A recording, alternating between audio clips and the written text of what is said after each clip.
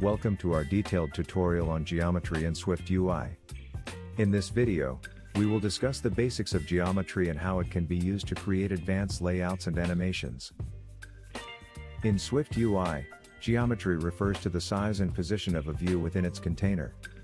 Geometry information can be accessed through two main components, GeometryReader and GeometryProxy. GeometryReader is a container view that provides its child view with information about its size and position within the container. The child view can then use this information to make adjustments to its own size and position. GeometryReader is a powerful tool that allows us to create complex layouts and animations. In this example, we create a GeometryReader container that contains a text view.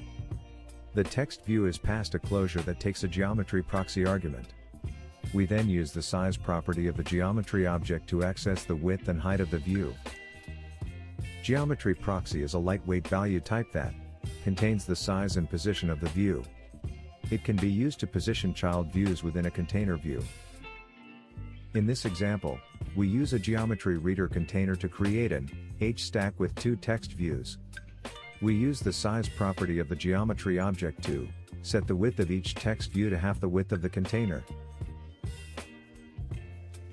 Another use case of GeometryReader is to set the background color of a view based on the size of the device screen.